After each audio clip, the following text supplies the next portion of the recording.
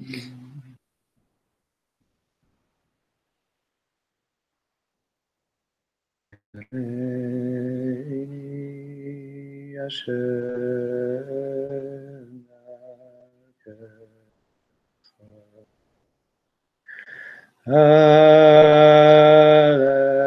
b'mitecha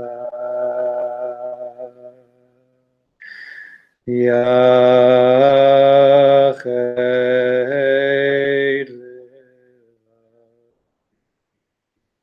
Yirat Shemecha Hareini Hashem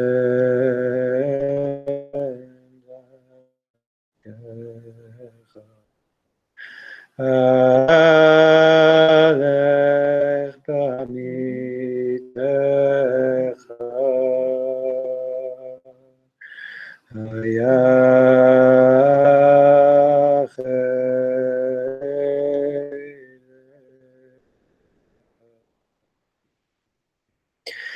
Yirat Shemecha Hareini Hashem Dakecha Alech b'mitecha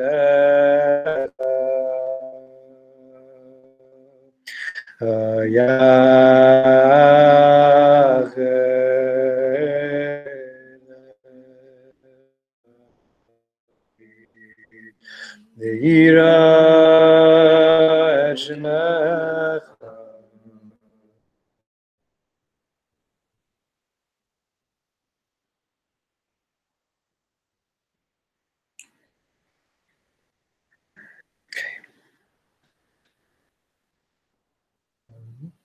This doesn't balance very well.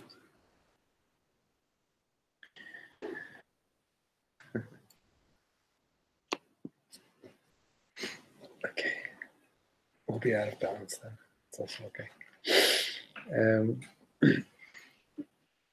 What we're going to read tonight is a piece that's printed in the back of the Melech, entitled Inyan Hashkata. You've seen this before or read before? No.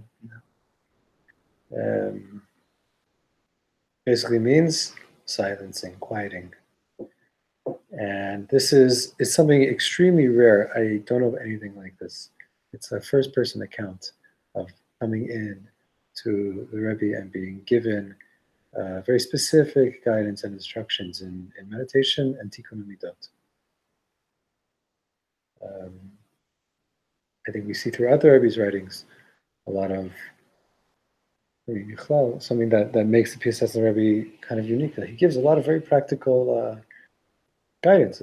Try this, do this, which is, a lot of the Chassidus Sfarim that come before him and that come after him. They talk about a lot of wonderful inyanim, but don't really talk about the process of how you get from one to the other. It's rare to find the Rebbes who are really telling you how to do the work, how to do the avodah. So this is kind of a very special piece in that regard.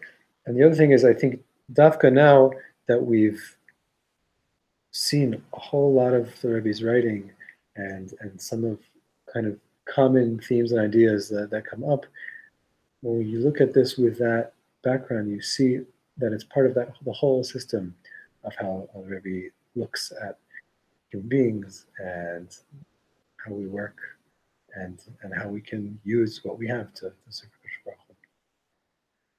Baruch. But before we get into the piece, I also want to say that part of what inspired me to do this is that Purim is coming. And quieting and Purim don't oftentimes go in the same sentence. There's a lot of noise on Purim, but I'll say it this way. We looked, let's say even last week, we looked at a piece from the Rebbe talking to us about how to step away from the world and connect to something more core, right? And there was very much like literally take yourself out of the hubbub of the day-to-day and go out to the forest I connect with creation and talk to Kodesh Baruch Hu. You were here last week? Or not? Yeah. Great. Here, nature in first what? Person. Yes, address the world. Talk to the world. I saw, maybe we'll get to this other piece, but I saw another drasha in Derech HaMelech where he's talking about something very similar, how you serve God in the immediate, and he says that, things from the Alter Rebbe, that one of the ways that HaKadosh Baruch Hu is called is El Olam, Kel Olam, not Kel Ha-Olam, not the God of the world, but God world. God world. We'll look at that hopefully another time. But this piece of Hashkata is another way of removing ourselves from the perception and perspectives that hold us regularly. And it's a way of doing that internally. It's like an inner retreat. You get perspective from just going inside to a place that you can then speak to yourself and speak to Hashem and bring that to bear on how you are on the outside. So it's, you can go to the forest, you can also go inward. What does that have to do with Purim, any of this? Purim is the most inner day and the most outer day of the year at the same time. it's the most, we literally get dressed up. It's the most sort of like externalized, outward, and the simcha and the joy and the way that we celebrate and the drinking.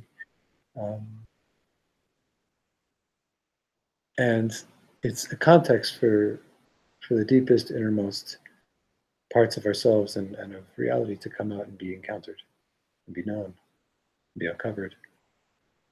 I'm not going to spend a whole lot of time talking about Purim this week. Next week, I want to focus more on Purim. But to get to Purim, it takes work too. Or, there's no rules for Purim. Who knows, does it take work, does not take work. But it's possible. The hachana of Purim, I've found, is very helpful. It's clear to people, like if Rosh Hashanah is coming, you spend a month preparing. Like Purim, you spend a whole year preparing. but Purim, to be able to get to that place where we're even allowing what's inside of us to come out. We're even allowing what's inside of us to be known. So there's work we can do to begin that process. And when Purim comes, it's the time to go all the way with it. So let's read a bit together. There's another piece in here that I'll touch on that I think also links more to the Purim story itself. But let's start. Bishnat Tafresh Tzadivav or Tzadizayin. It's either 1928, 26 or 27, 30s, it's 30s, 36, 37. Right, so 36, 37. Be'et shehayiti bechavruta achat im yedidi ha'avrech hayakar Mar Yisachar Nachman Zev Shem Yikam Damo. So the person who's writing this is saying that in 1930s I had a chavruta.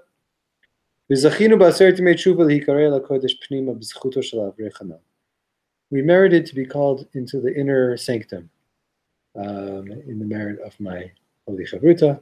Ki kanir'eh haya admor me'od maskim l'chavrotenu. The Piaseczna was very pleased with their chavruta. Uve'et shaya koreh oto gam ani nikreti. So when he called my chavrusa, he called me along too. Seems like a homo guy who wrote this letter.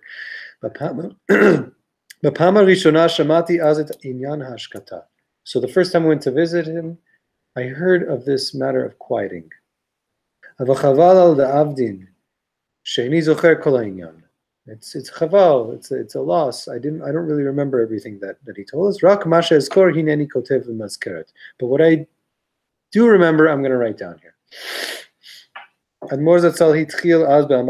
Rebbe started by quoting Chazal, Mar Brachot, Chalom achad mishishim b'nevuah. A dream is a 60th of prophecy. This is the Gemara Brachot. The whole last chapter of Brachot is talking about dreams. And And there's a discussion there. Does a dream have meaning to it? Does it not have meaning to it? So Chachamim tend to be sort of split on the matter, or rather mixed on the matter. So it says, there's prophecy in the dream, but it's like 1 in 60. It's like a 60th. Right? Generally speaking, in Halakha, when we talk about 60th, it's like, you know that the thing is there, but it's not recognizable. Batal, right? So a dream is like a drop in the ocean of prophecy. Meaning, what I think on some level this means is it's the same forces are at play when we're dreaming as when somebody's in a state of prophecy. But it's in such a way that the clarity of it, effect of it, directness of it is all but lost. Okay? So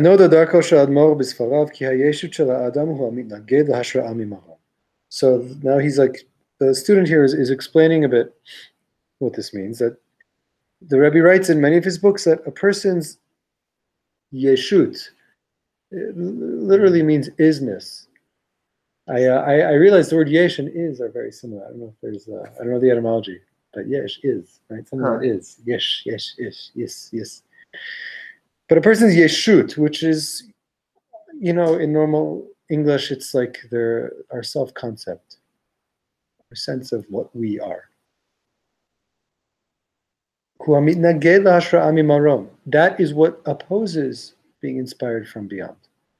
Our sense of our self-concept stands in the way of receiving something from beyond us.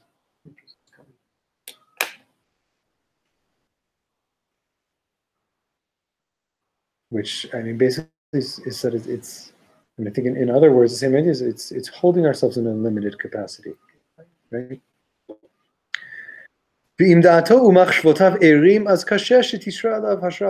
So as long as my mind and consciousness are awake, it's really hard for me to get inspiration from beyond me, to have an influx, to have a prophetic kind of experience. But when a person is sleeping and their mind and thoughts are silent, are quiet, as dafka. So specifically then, dafka then when you're asleep and your mind is not, you're not holding onto your consciousness. Your mind isn't operating in the same way. It's more, your thoughts are quieted, or your active thinking is quieted. So because you don't have dal atzmo, your consciousness is no longer your own when you're asleep. It's not your yeshut, it's not your self-concept that's governing your mind. That's when you can receive something from beyond. This is what it means that a dream is a 60th of prophecy. You can access something beyond yourself when your mind is asleep. Dafka, because you're not sitting in the driver's seat. It's interesting. I don't know. It's a very common dream thing of driving, right? Like anxiety dreams about driving. You know this one? No, I have these dreams sometimes. The brakes don't work. I'm in the wrong chair. There's like sense of control and loss of control and who's in control. But when you're not so much in control, something else can come in. He says this is likewise, we can see this in the way the Rebbe speaks about tefillah. You get a lot more aroused in davening than you do in learning. We saw this in some of the drashot before. Remember in Derech HaMelech that what you encounter in tefillah is like this undifferentiated whole sort of dose of encountering God. Whereas when you're learning, it's like piecemeal, because it's only sort of being filtered through your intellect, at least primarily. And then afterwards, you can filter in. But when you daven, there's so much more of you there, and there's so much more that gets touched. Right? So this is why it's a similar idea here. Why is tefillah more inspiring than Torah? Or why does it touch you and arouse us in a more powerful and palpable way? You use more of your selfhood in learning. Hainu ich lernen, ich klar, right? I'm learning. I'm understanding something. I'm self-motivated to understand what I'm learning. It's me. and it's my limited me. However, I'm holding myself in that moment. Who's doing the intellectual learning? Ich lerne is it the Yiddish for I'm learning? I'm learning. Ich klar. Klar is to like clarify, to elucidate, to understand. Yeah. But in davening, you're not holding on to yourself. You're trying to just give yourself over to Kadosh Baruch Hu. It's bitul. It's surrender. It's becoming transparent. It's not holding on to your understanding. It's giving up of yourself. So he's saying here too in davening, you get much more of a hashra'ah mimarom. When I am not holding on to my sense of me in that moment, so there's so much more that can enter in. It's not that I'm not there. It's that my self-concept isn't governing the experience. Yeah? But when you're sleeping, you can't decide you want anything. You have no specific motivations. You're not looking to figure. You're sleeping. I just love this sentence.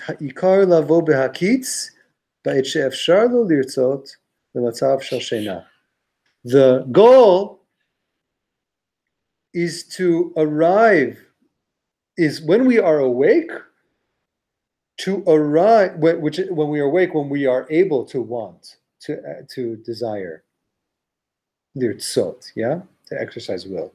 So, because we don't have will when we're sleeping. You move from perception, now he's focusing on will. The purpose of this is to get to a point where we are capable of wanting when we're asleep, the matzav shel shena, to arrive at a state of sleep, to be awake asleep, to be awake in a state of sleeping while we're awake. That's what he's saying. In a state of sleeping while we're awake, and specifically because there's less of me in the way of contacting something beyond me. And yet, I'm also able to touch will, to touch desire, ratzon, when I'm awake. When I'm asleep, there is no will. So he wants us to have access to our will, but not for ourselves to stand in the way. Okay? That's what he's getting at when he says to come to a point of being asleep while you're awake. So then what's the ratzon, right? Without our anochiyut. It's a good question. I don't know objectively what the ratzon is without our anochiyut, but I'll forecast where he's going to go from here. Is that this avodah of hashkata is not just about the purpose. The end goal is not to quiet your mind. The end goal is to be able to operate on a deeper level with your drive and desire and will. And I think if we just like break it down, like how these things interact in our normal waking consciousness, I'm usually operating on the level of thoughts. Not so much on the level of will. The will is underneath it. It's like it's guiding. I mean, in many ways, it's fabricating my thoughts. Like my thoughts are sort of being spewed out from my sense of ratzon. I can exercise will. I can, do that. But the Rebbe's trying to get. What the Rebbe's trying to get at here, and what we're saying is, how do you affect change at a core level? How do you affect change at a level deeper than your thoughts? Right, shalom, shalom. Glitz, beseder? Cool, beseder. Cool. If I'm cold? What? Sorry. Great. Great.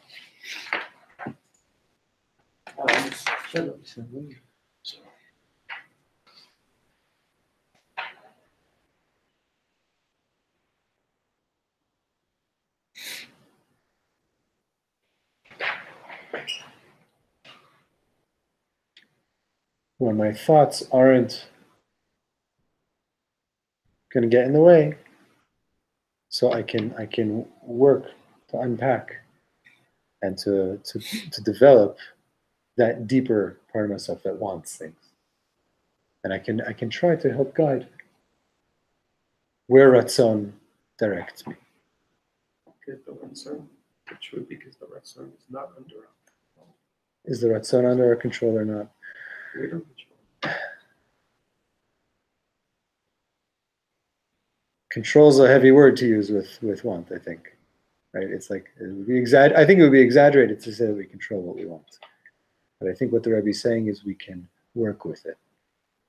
No, I'm saying we can't control. We can't control what we want. But we can control what we're thinking. But the Rebbe is saying is going to bring us to a point of, well, maybe you can't control what you want, but you can at least develop your Ratzon.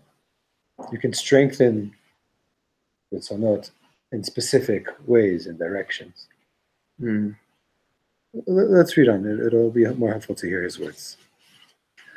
Hainu. עברית זה בסדר? מה השפתם שלכם? אוקיי.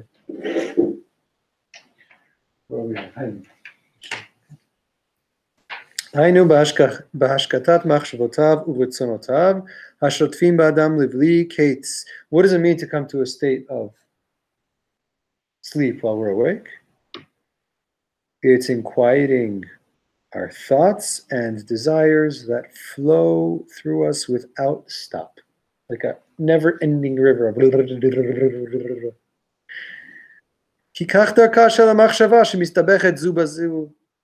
This is how thinking happens. One thought comes up and another thought gets tangled up in that, and another thought comes after that, another thought comes after that.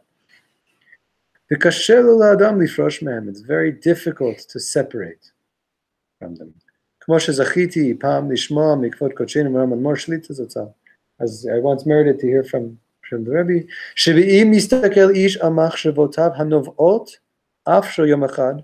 if you were to watch the thoughts that flow through you, even in one single day, there's almost no distinction between you and an insane person. If you just watch the thoughts that go through your mind in a single day, you guys are so quick to turn the page. That's a big deal. No? There's no difference between you and an insane person. Yeah. We're so used to the thoughts just moving and we don't watch them. We take it for granted. This is just how we are. But we're nuts. I just want to acknowledge that.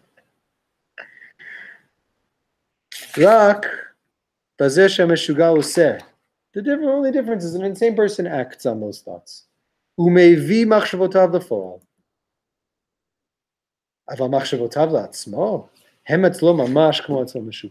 the thoughts unto themselves, the same in each one of us as in the most insane, deranged person out there.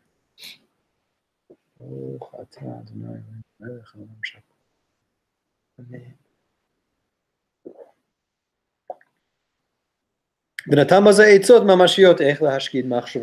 the Rebbe gave very clear guidelines of how to quiet your thinking.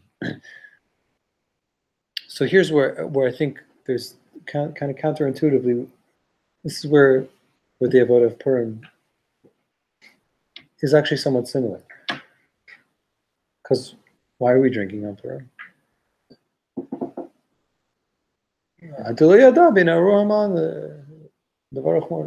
Just want to make sure I got the words right. That you to get beyond the confined presupposition way of thinking.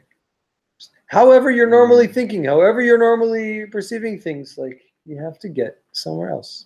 The avodah is to get somewhere else. The purpose of it is to get somewhere else.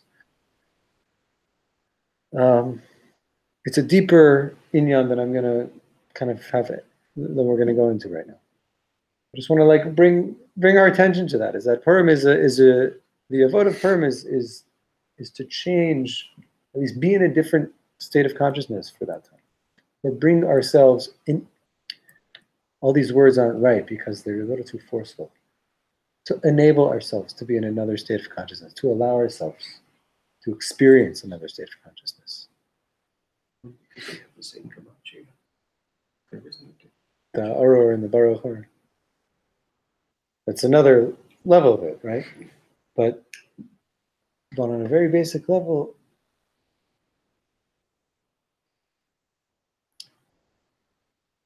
you could read the Purim story and God could really not be part of it. Mm-hmm. God could really not be part of it.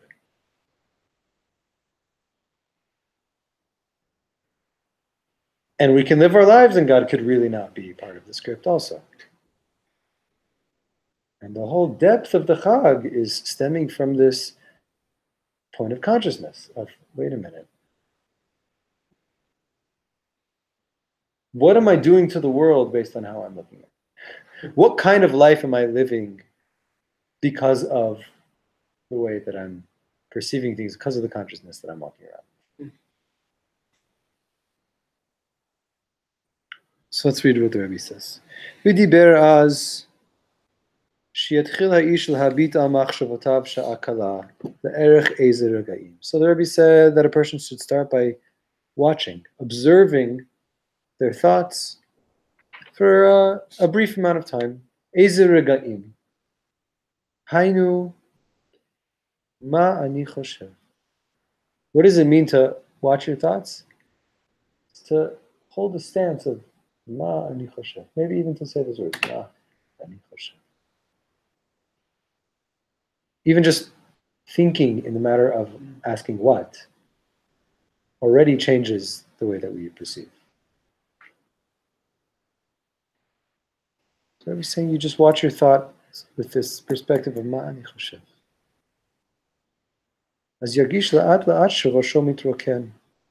So you would then feel slowly, gradually, bit by bit, that your head gets more empty.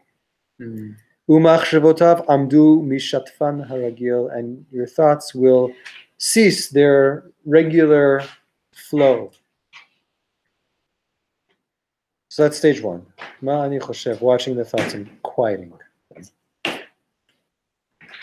V'az yatchil lomar pasuk echad, kegon Hashem Elokim emet. Then, person should begin to say a single pasuk.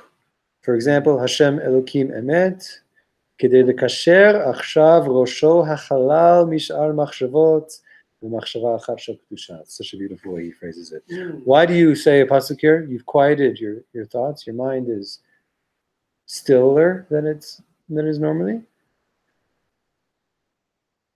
And you say a simple pasuk, Hashem Elokim emet, to attach or connect your head that is now empty of all other thoughts. It's halal, it's hollow.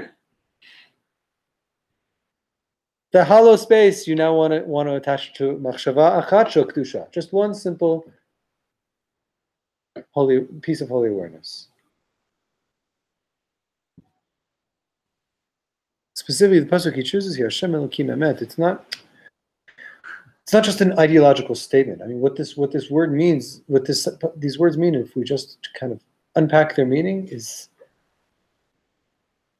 Yud-Ke Vav-Ke, Hashem, the being of all being, Elokim, is in all of the forces and all of the paths and currents of reality. Havaya Elokim, Emet. It's true. It doesn't mean that it's true because it's not false. It means that it's the whole thing. It means that it's one integral existence. Emet, Aleph Mem Taf, is from top to bottom, from end to end, from no end to no end. Hashem Elokim Emet. That's what this simple statement means. Okay, so it's emptying the mind and then connecting that mind that's now available, that's now open to kedusha, to having holy awareness. ואחר כך כבר יכול הוא לבקש צרכיו באיזה מידה שהוא צריך להתקן. And then you can already begin to request for your needs in any area, any trait, any quality, any part of yourself that you feel you need to work on. Bechizuk emunah or hava v'yira. He gives some examples now of strengthening emunah, belief, or love, or awe. So the student who's writing this says, I actually heard the words that he said to model how he asks for strengthening his emunah. V'yamar b'shno hakadosh, ich bin ma'amin be'emunah shlema, as der Eibishter is der einziger Nimtza auf der Welt. It's in the Hebrew there afterwards. He calls the Yiddish. V'shono hakodesh, his holy tongue. I believe in complete emunah that the Creator is the only thing, the only reality in the world. In is nicht da kein Shum Metzius Chutz der Eibishter in die ganze Welt. Ve'ein Shum Metzius Zulato. There is no reality, there is nothing to be found other than the Creator. V'chol ha'olam v'chol asher bo hem rak ha'erat or Hashem. The whole entire universe, everything inside of it is nothing other than an illumination of God's light. This is what the Rebbe showed them. For example, if you want to strengthen your emunah. This is how the Rebbe, by the way, this is how the Rebbe is telling you, you want to work on your emunah, this is what it means to have emunah. Is to connect it to that awareness. So he repeated it a couple of times. Now listen to this, is very important. He repeated this tefillah, this kind of asking, a couple of times, but he said not to ask with force. The whole purpose of this avodah is to keep your mind, your thoughts quiet. If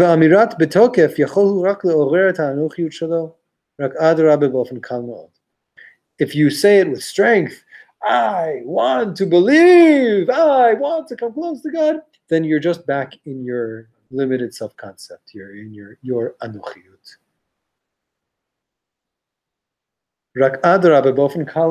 So on the contrary, the request, the speaking here, is in a very gentle way.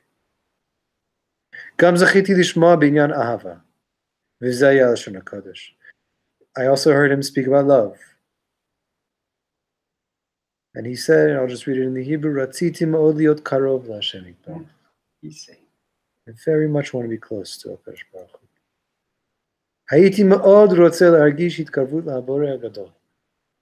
I so much want to feel closeness to the great Creator.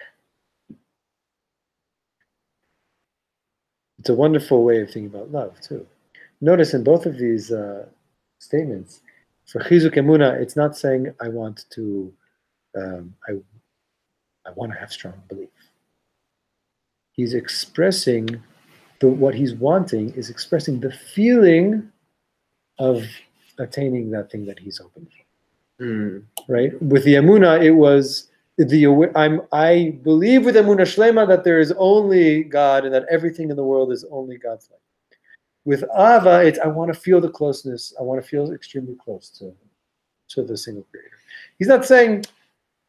I think it's modeling for us a more intimate and authentic way to express the things that we want.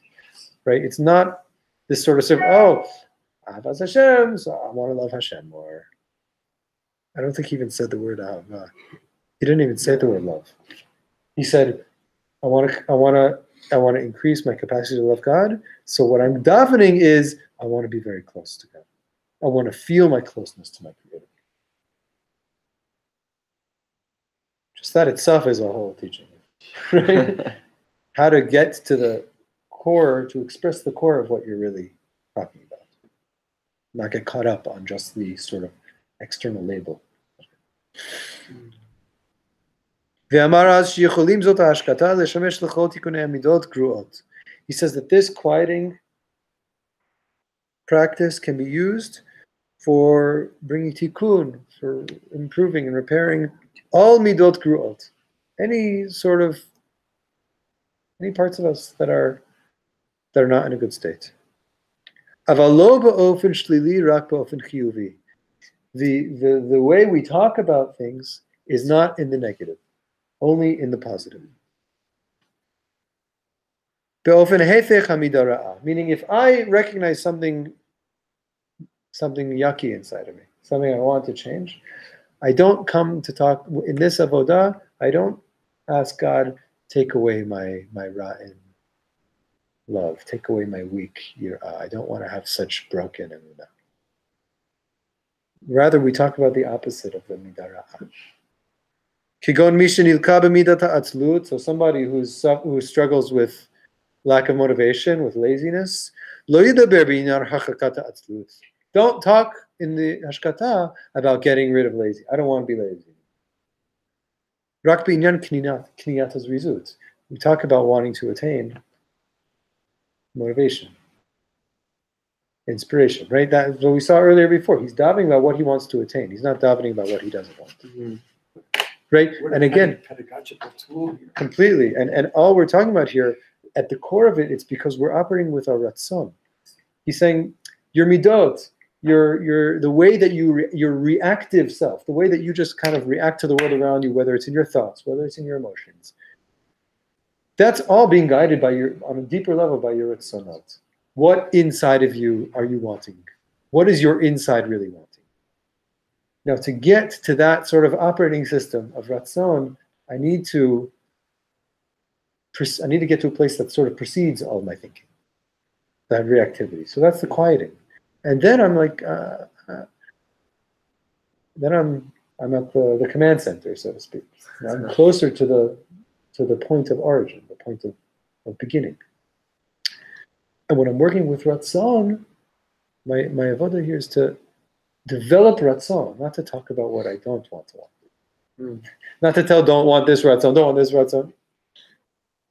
Bring out the ratzon to the place where you want it to be. And he gives another beautiful explanation of this. We see with the young children. Baby's crying, a child's crying, you tell them, stop crying. The more you talk to the child and tell it not to cry, the more it's crying.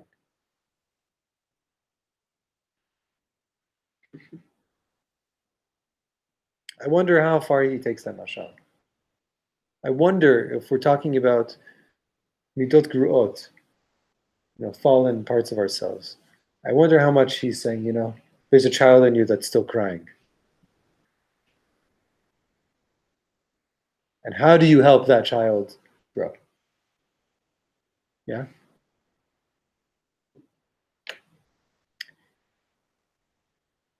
You embrace, you become present with, and then you talk about what's possible. You don't come down hard and say, shut up.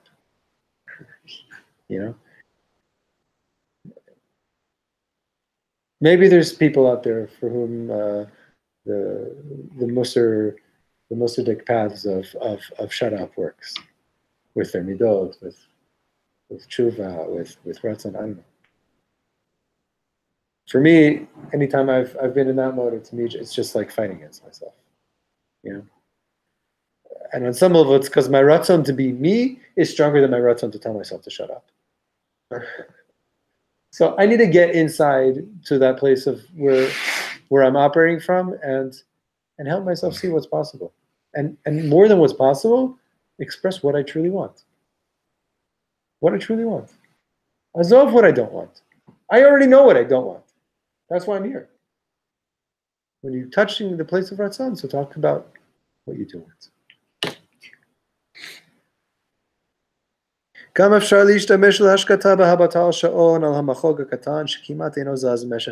says, this was one way to do it. He gives a way that's actually using something outside of yourself. He says you can stare at a clock to quiet your thoughts. You can also watch a clock and watch the small hand of the clock, which barely moves over long periods of time.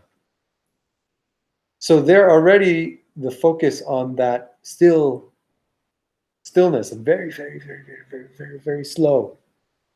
thing in front of you is another way, he says, to quiet the thoughts. Right? Mani choshev. And watching was the first, just watching. The second is focus on something else that's barely moving.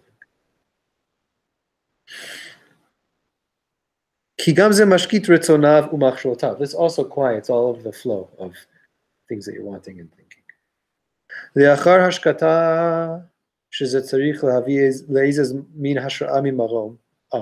So where did we start and where did we get? Remember, the whole thing he said is dreaming is a 60th of prophecy. And operating from our self-concept and all the perceptions and thoughts and desires that stem from that, it makes it almost impossible for us to be receiving something greater, receiving something from beyond ourselves.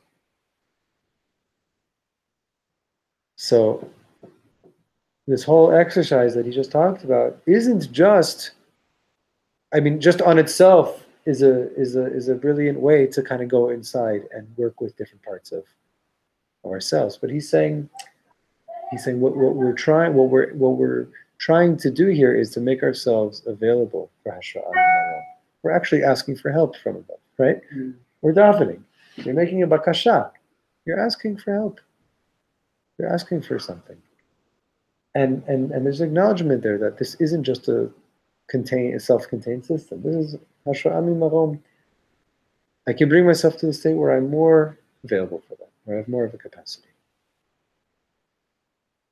So the achar hashkata, after the quieting, shezet tzarich lavi le'ezeh min hashra ami marom, tziva lomar hapasuk horeni Hashem derkecha benigunu hamiuchad shel Avinu. He said that you should come out of it with the nigun to those words that we started with, horeni Hashem derkecha, ahalech b'mitecha, show me Hashem your ways, I will walk in your integrity. Yached levavi le'irat shemacha. Unify my heart to have awe and be in awareness of your name. Which that pasuk, in some sense, really encapsulates a lot of what he's talked about here. On the one hand, Harei Hashem Darkecha, it's saying, I don't know the way forward. You need to show me. Please show me. Ahalech b'amitecha. Let me walk in this world connected to you. Yached levavi liyirat shemecha.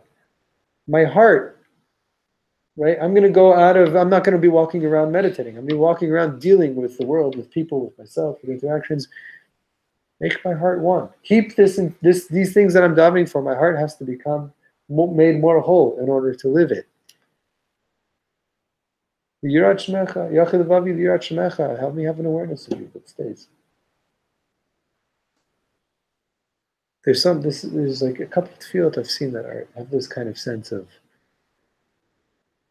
let me keep connection to you even when I'm out there with other people and doing other things. Even when I'm not here, let me be there. Let me be there with you. I think there's a tefillah after shiur when I have Shabbos and Hazar Hashem.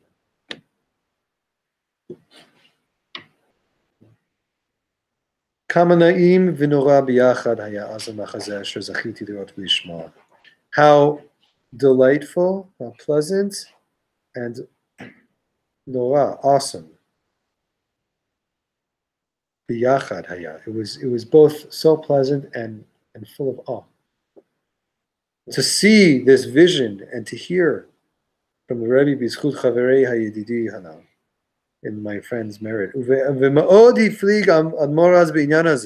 He was very insistent about it. He's certain that it will be very effective and helpful. He said, for example, this inyan of emunah, right, that he actually modeled here, of wanting to have that awareness of that there's only God, that there is only God. After weeks of working on this, weeks of it, emphasis on the weeks of it. You say the pasuk in Shirat Hayam, this is my God and I will glorify God. It'll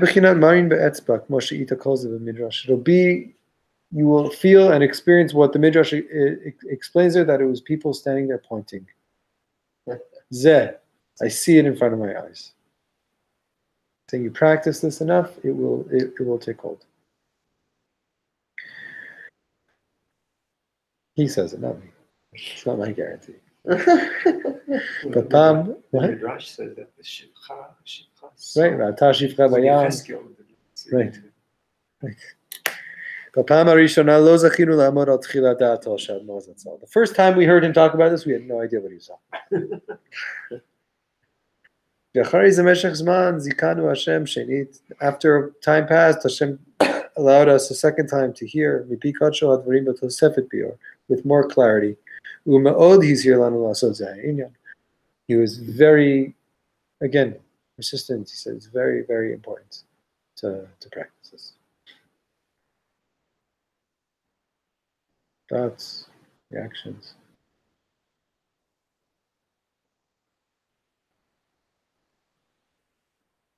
You believe it? Not believe it? Does it feel like, whoa, that's kind of like mashu acher? Since I learned it with Rob James several years ago, it's so powerful. It's such a gentle way because it's not forced. Yeah. That's the part that really. Yeah, it's not forced. It's not forced. The hefech, it's allowing yourself to want. It's allowing yourself to want. This is the other piece, by the way, of what I want to focus on more next week about Purim, is that Purim is a time of Ratzon. I'll give some chapter headings for us to look at more in depth next week, but there's a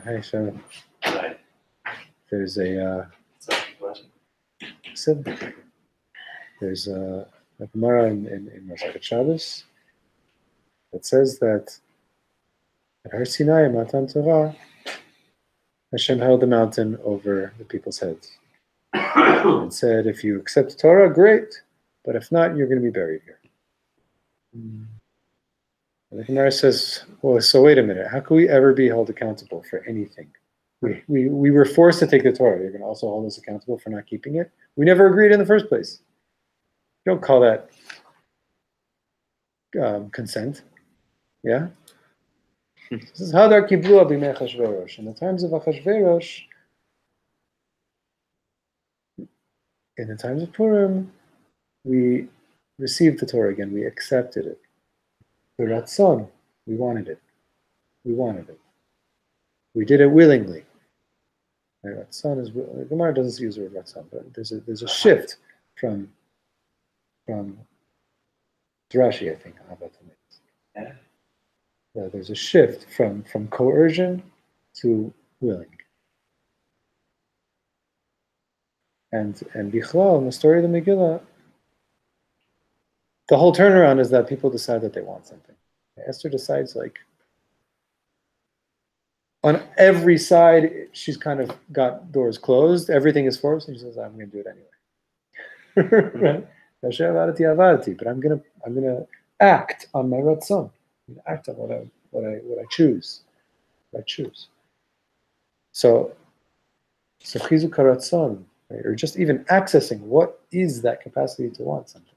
What is that capacity to decide? That's not coercive, and that's not forced even between me and myself. What the Rebbe is talking about. This already is the aim. This is the beginning of part of the Avodah. We're going to do the Rebbe's Hashkata in the time we have left. Missed the beginning, but if you want, we're going to do. We just learned in Avodah from the Piaseczna Rebbe meditation that we're going to practice now. You're welcome to be along for the ride. It's hard for me to practice. 7. Gotta be in that mind. My car is so legal. Okay. Seder. So I'll walk us through the steps, but just to sort of map it out, the Rebbe talked about the first stage is quieting the flow of thoughts. The second stage is attaching to one kernel of kedusha, letting that. Okay, so one is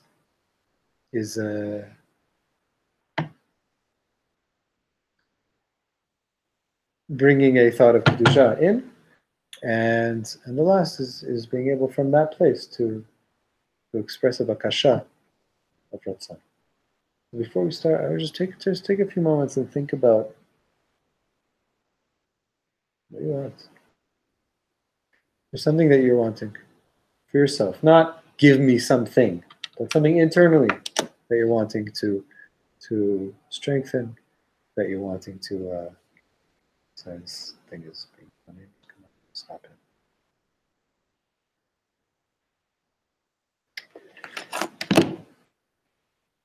Something internal that we want to strengthen. And think about how we might talk about that in the positive of what I'm wanting, what I'm hoping, what I'm hoping to attain or feel.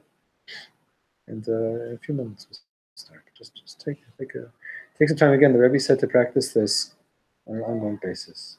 So if you could think of something that you think you might want to stick with, that would be even better.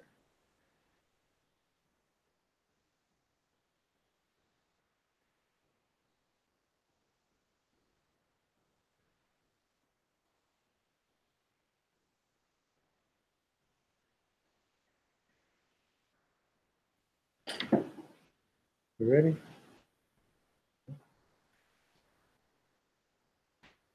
Not tough.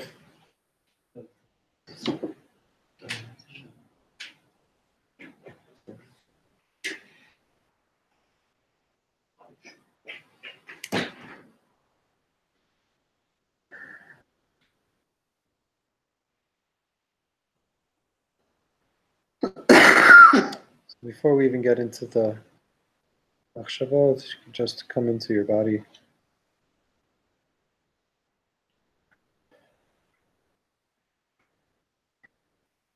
Feel what it's like to be in your body right now.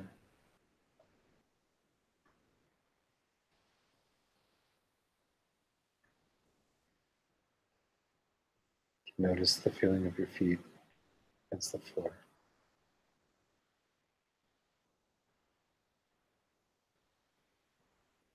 Just notice what's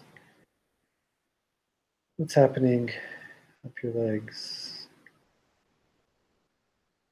Feel your body supported by your seat.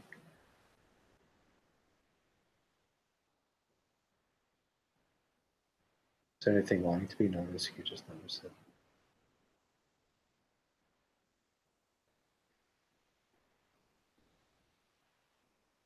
All the way up your back and shoulders, your neck into your crown of your head.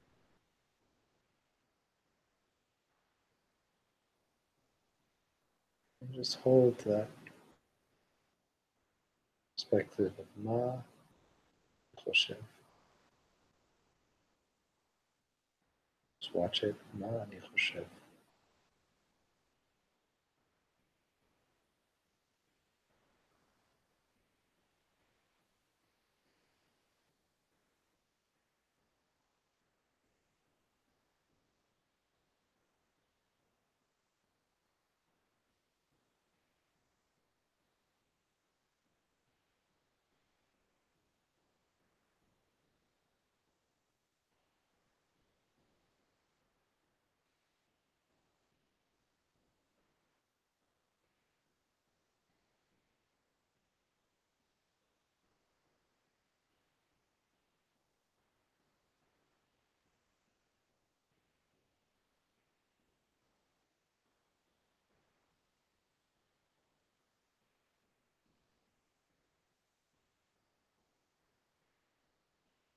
Feel like your thoughts have quieted down a bit.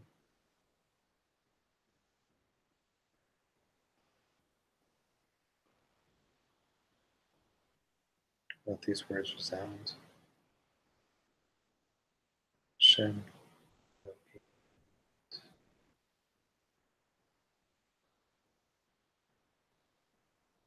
Shem.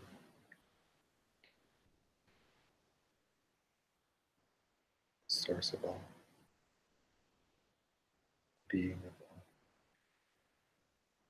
all the forces are one integral whole.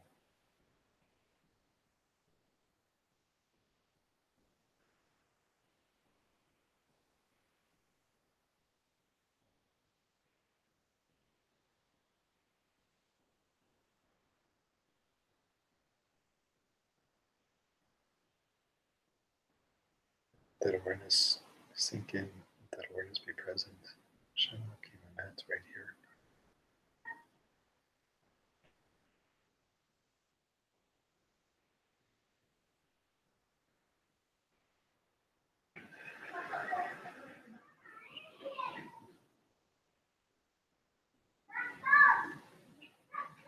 And if you're ready, let yourself express freely to yourself, either with words or without words. Express what you're wanting. Gently.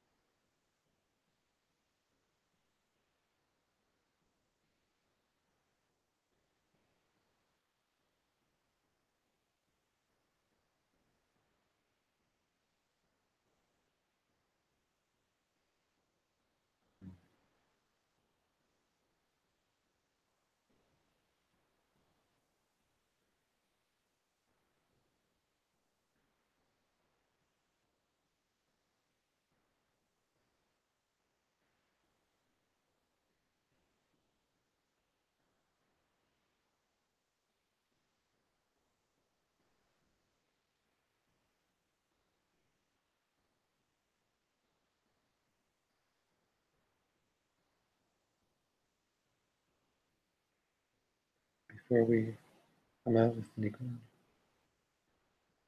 and tell the Ratzon that you'll come back to it.